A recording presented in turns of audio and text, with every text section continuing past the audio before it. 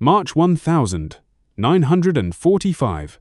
On the eastern bank of the Rhine River, Germany, Headman Klaus Bergmann raises his binoculars, scanning the opposite shore. Across the river, American engineers have just begun their work. 12 minutes ago, according to the count of nearby soldiers, 6 men per section, no cranes, no heavy equipment, just identical-looking steel segments being carried and fitted by hand. Based on his calculations, what they're doing defies logic. Bergmann is a trained civil engineer. Recalled by the Wehrmacht in 1943, he was assigned to the 12th Engineer Battalion, specializing in military construction, tactical bridging, temporary installations, strategic demolitions. He quickly learned that warfare redefines the rules. Structures are no longer built to last for generations, but to serve a purpose. A bridge only needs to remain standing long enough for troops and vehicles to cross 3 days, perhaps a week. Then the front advances, and the bridge is left behind, no longer needed. Yet even these short-term crossings must obey the laws of physics: load distribution, material strength, foundation integrity. A 60-meter span demands support, time, and structural logic. Over the past 2 years, Bergmann has constructed 17 bridges, wooden trestle bridges over Russian rivers, steel girder spans across French canals, pontoon crossings during the Ardennes push. Each took days, often weeks, to complete. He has also been responsible for the destruction of 23 enemy bridges, railway overpasses in Ukraine, highway crossings in Belgium, ancient stone arches along the Rhine during the German retreat. The principle was straightforward. Every demolished bridge stalls the enemy for days, sometimes weeks. That delay allows German forces to regroup, to fortify new positions, to prepare counter-offensives. Operation Plunder began just 1 day earlier. The largest amphibious operation since D-Day, British and American troops crossed the Rhine north of Wesel under the cover of night. 20,000 men established footholds on the eastern bank. Another 100,000 waited on the west side. What they needed now were bridges robust, load-bearing crossings capable of supporting tanks, artillery, and supply convoys. Bergmann is well aware of the German estimates. Every Rhine bridge had been systematically destroyed during the withdrawal. Massive stone and steel structures, built to last decades for civilian use. Even the Ludendorff Bridge at Remagen, which the Americans seized intact, eventually collapsed due to earlier German demolition efforts. To reconstruct such bridges, the Allies would require time, engineering assessments, foundation work, heavy machinery, skilled crews. A minimum of 3 weeks, German intelligence had projected. 3 weeks before the Allies could move armored units across the Rhine in meaningful numbers. 3 weeks to reinforce defenses, to shift reserves, to prepare the defense of the Ruhr industrial heartland. The entire German defensive posture hinged on that window of time. Bergmann lifts his binoculars again. 30 minutes have passed since the Americans began. 4 sections are now in place. He opens his field notebook, draws a quick sketch, notes the dimensions, counts the personnel, logs the time. The structure uses modular steel panels approximately 3 meters in length, 6-man crews, no heavy lifting gear, no visible ground preparation, simply placed directly onto the soil. He closes the notebook and glances at his watch. 32 minutes into the operation. The 5th module is being slid into position. He does the math.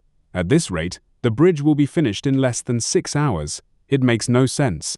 Yet the structure continues to grow. For the next 2 hours, Bergmann remains motionless, observing without pause, eating nothing, resting not at all, watching and calculating. The panels are all exactly the same, every single one identical in size, weight, and connection points. 3 meters long, 1.5 meters high, weighing 260 kilograms. He counts the holes for the connecting pins, 8 per panel, 4 at each end, precisely aligned. Each panel has the same pattern. 6 soldiers lift a panel, carry it to its designated spot. No special tools, no machinery, just manpower and steel. They position it adjacent to the previous section. The holes match perfectly. No adjustments. No measurements. No verification needed. 4 steel pins are inserted through the holes. 1 soldier operates a pneumatic hammer 30 seconds per pin, 2 minutes total. The panel is secured. The next one follows. Same steps, same timing. Mechanical, almost rhythmic. Bergmann times the process meticulously. 15 minutes per panel, from lifting to final pin insertion. He calculates 60 meters divided by 3 meters per panel equals 20 panels. 20 panels at 15 minutes, each equals 300 minutes, 5 hours. But this accounts only for the horizontal span. A bridge requires vertical supports, lateral bracing, anchoring systems. He watches more closely. The Americans are not laying traditional foundations. No concrete, no digging. Instead, they place large steel base plates, portable, heavy, but manageable. They position them, use a simple leveling tool, and move on. No waiting for concrete to set. No time lost to settling just steel on earth. The vertical supports are made from the same panels, simply rotated 90 degrees. The same 8 holes, the same 4 pins, the same universal connection method. Bergman begins to grasp the concept. The entire bridge is built from a single standardized component. For horizontal spans, the panel lies flat. For vertical supports, it stands upright. For diagonal bracing, it's angled. For reinforcement, it's stacked. Every joint uses the same pins. Every connection relies on the same hole pattern. Every assembly step is identical. There are no custom parts, no specialized fittings, no unique components for specific locations. A soldier who can assemble one section can assemble any section. A team that builds the first module can repeat the process identically for the 20th. Bergman reflects on his own bridges. Each was a unique creation, tailored to specific conditions, river depth, soil type, load demands. Each required extensive engineering plans, hundreds of pages of drawings, thousands of calculations. Every beam was cut to exact lengths, every plate drilled with a specific hole configuration, every joint engineered for particular stress conditions. Constructing one of his bridges demanded skilled labor. Welders who could interpret complex schematics, fitters with structural knowledge, foremen who understood technical details. The Americans have removed all of that. No custom parts means no need for skilled fabrication. No unique designs means no elaborate blueprints. No site-specific engineering means no expert oversight. Just standardized panels and trained soldiers. Bergman watches the assembly crews. 8 teams working in parallel, 48 men in total. They move with disciplined efficiency. No confusion, no delays, no questions. Each man knows his role: panel carriers, pin installers, level checkers, safety observers. They have clearly done this many times before. Their movements are automatic, ingrained through repetition. Bergman considers the training required. To build one of his bridges, one needed years of formal engineering education. To assemble a Bailey bridge, only weeks of repetitive practice. Train a soldier to install one panel correctly, repeat the process hundreds of times, and he becomes an expert in that single task. Multiply that soldier by 48. Multiply those teams by hundreds across the front lines. You do not need a nation of engineers. You need a system that transforms ordinary troops into assembly specialists. By the 4th hour, the bridge has passed the halfway point. 12 modules are now in place. Bergman rechecks his calculations. The numbers remain unchanged. 3 weeks for a conventional bridge. But this is not a conventional bridge. This is something else entirely, a product of industrial warfare. By the 6th hour, the bridge is complete. Bergman records the time precisely. 8 hours and 17 minutes from the first panel to the final pin. The Americans do not cheer, do not stop, do not rest. Immediately, they begin load testing. First, a jeep crosses light for reconnaissance. The bridge shows no movement. Next, a supply truck carrying 2 tons. The structure remains steady. Then, a GMC truck, 6 tons, fully loaded with ammunition. The bridge accepts the weight without any visible strain. Bergman watches through his binoculars, looking for specific indicators. Lateral movement, slight side-to-side sway. When weight is unevenly distributed, every bridge has some. The question is, how much? He sees none. The span stays rigid. Vertical deflection, the downward bend as a heavy load passes the center. Physics dictates some give. Steel must compress slightly. He estimates with his eye, perhaps 2 centimeters. Negligible for a 60-meter crossing. Vibration oscillation caused by vehicles moving at speed, related to resonance frequency. Every bridge has a natural vibration pattern. Too much oscillation signals weakness. The bridge remains stable. No visible shaking. Then the first Sherman tank appears, 32 tons of American firepower. Engine, armor, ammunition, crew. the heaviest vehicle in the Allied inventory. It approaches slowly, the driver cautious, testing the bridge for the first time. Bergman holds his breath. 32 tons on a bridge assembled in 8 hours. The Sherman rolls onto the first panel. The bridge holds. No movement beyond expected tolerances. The tank advances. It reaches the center span, the point of maximum stress. The bridge absorbs the weight. The Sherman reaches the eastern bank, crosses fully. Bergman exhales. A second Sherman follows, then a third. The Americans are no longer testing. They are operating, using the bridge as intended. Bergman recalculates. How much load is each panel rated for? Based on what he sees, the steel thickness, the truss configuration, the connection strength, he estimates a minimum of 20 tons per panel. But at critical stress points, the Americans have built double-layer sections, with panels stacked and connected vertically using the same pin system. Double panels mean double capacity, 40 tons, enough for any vehicle in the Allied fleet. Bergman continues observing for another hour. He counts the vehicles: jeeps, trucks, half-tracks, tank destroyers, artillery tractors, supply carriers, ambulances, command vehicles. The bridge handles them all. No delays, no weight limits, no special procedures. It does not feel like a temporary crossing. It feels like a highway. Then he notices something 3 kilometers downstream. Another American engineering team. Another bridge. Same design, same panels, same construction method. Bergman shifts his binoculars, counts the modules. They started later, perhaps 2 hours behind, but they are closing the gap. Same system, same training, same outcome. He realizes the truth. The Americans are not building a single bridge. They are building a network, multiple crossings, simultaneous construction, redundant capacity. If the Germans destroy one bridge, 3 others remain open. If one becomes congested, traffic shifts to another. If one crossing is targeted by artillery, the entire operation continues. This is not engineering. It is logistics. Bergman opens his notebook and recalculates. If each team completes a bridge in 8 hours, and the Americans have 10 such teams along this stretch of the Rhine, they can erect 10 bridges in a single day. 10 bridges in 1 day. The Wehrmacht spent 6 months destroying 23 bridges across the Rhine, months of planning, tons of explosives, meticulous demolition to ensure total collapse. The Americans can replace all of them in 3 days. Bergman stares at the calculation, double-checks it.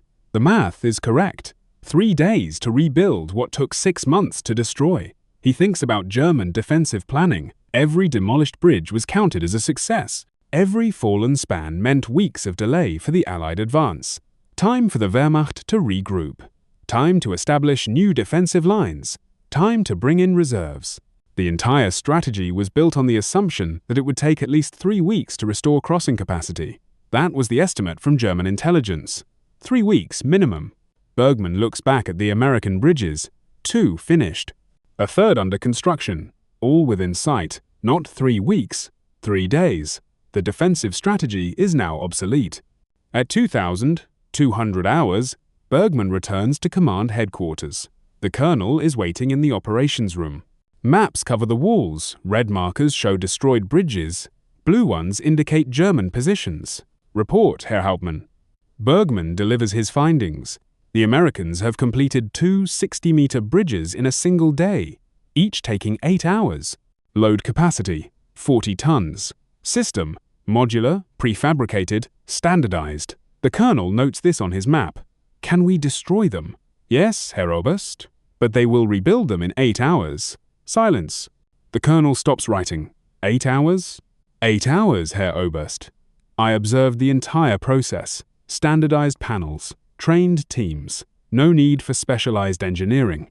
The colonel looks at the map. 23 red X's. 23 destroyed bridges. The defensive plan is built around those marks. 3 weeks without bridges. 3 weeks to prepare. 3 weeks to position the 15th Army. How many teams do the Americans have? Bergman considers his observations. I counted 2 in my sector. Intelligence reports similar activity along the entire Rhine front, from Emmerich to Koblenz. How many bridges can they build? Bergman calculates, if they have 10 teams per sector, and there are 3 such sectors, that's 30 bridges per day. They could replace every destroyed Rhine bridge in a single day.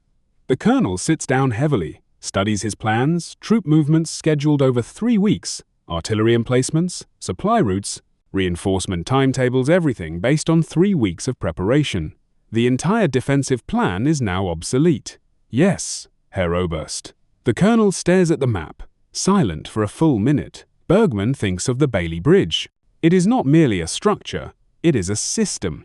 A complete system that transforms bridge building from a craft into an industrial process. The Americans did not invent a better bridge. They invented a better way to build bridges, and Germany cannot replicate it. Not because the design is secret, not because the engineering is too complex, but because Germany lacks the industrial base. The Bailey Bridge depends on mass production. Thousands of identical panels, tens of thousands of pins, hundreds of base plates, all manufactured to exact tolerances, all interchangeable. Germany's factory lie in ruins. The Ruhr is under constant bombardment. Steel production has plummeted. Remaining facilities are focused on tanks, aircraft, ammunition. There is no capacity for a new bridge system. The Bailey Bridge requires standardized training for thousands of soldiers, repetitive drills until assembly becomes second nature. Training facilities, time, instructors. Germany's training system is collapsing. New recruits receive 6 weeks of basic instruction and are sent straight to the front. No time for specialized engineering training. The Bailey Bridge demands a logistical network to distribute tons of steel across hundreds of kilometers, railways, trucks, depots, coordination. Germany's rail lines are bombed daily. Trucks lack fuel. Supply lines are in disarray. The gap is not technological. It is industrial. Bergman thinks of his own Würzburg Bridge, 3 years of design, 2 years of construction, a masterpiece of engineering tailored to a specific river, a specific location, specific conditions, beautiful, elegant, permanent, useless in modern war. The Americans build bridges the way they build tanks, the way they build aircraft, the way they build everything, through mass production, standardization, interchangeable parts, industrial efficiency. Not art, industry. And in war, industry wins. At 2 a.m., Bergman writes his final report. The headquarters is quiet. Most officers are asleep. He sits alone under a single lamp, his notebook open. The Bailey Bridge represents a paradigm shift in military engineering. The system eliminates the need for specialized engineering at the deployment site. Any trained team can assemble a bridge in 8 hours using standardized components. He pauses, choosing his words carefully. This report will go up the chain. It will reach officers who shape strategy. Strategic implications. Germany's defensive strategy, based on destroyed bridges, is obsolete. The enemy can restore Rhine crossing capacity faster than we can destroy it. Current defensive timelines, based on a 3-week reconstruction period, are invalid. Actual reconstruction time, 8 hours per bridge. He writes the final paragraph. Tactical recommendation. Redirect defensive resources from bridge destruction to defense of crossing approaches. Focus artillery on landing zones, not the bridge structures themselves. The enemy will rebuild any bridge we destroy within 1 day. Our advantage lies in controlling the approaches, not the spans. He signs the report, knowing it will go to Division Command, then Corps, then Army Group. Each level will add commentary. Each commander will adjust the assessment to fit their own understanding. By the time it reaches anyone with the power to change strategy, it will be too late. Bergman thinks of the man who designed the Bailey Bridge, Donald Bailey, a British engineer. He likely never saw combat, never built a bridge under fire, never watched soldiers die because a crossing took too long to complete. But he understood a fundamental truth about modern war. Speed is more important than elegance. Standardization outweighs customization. Mass production surpasses perfection. The Bailey Bridge is not the greatest bridge ever conceived. It is the best bridge for industrial warfare, and that makes all the difference. The Bailey Bridge would go on to become the most widely used military bridging system in history. Over 200 different configurations were developed, deployed across every theater of World War II, from the Rhine to the Burma Road, from North Africa to the Pacific Islands. By war's end, Allied forces had constructed over 3,000 Bailey bridges. Total length, more than 1,000 kilometers. Some still stand today, repurposed for civilian use in Europe, Asia, and Africa. The system Bergman witnessed that March Day in 1945 represented far more than engineering innovation. It embodied the industrial advantage that ultimately decided the war. Not bravery, not tactics, not strategy, but production capacity. The ability to turn raw materials into functional systems faster than the enemy could destroy them. That is how wars are truly won.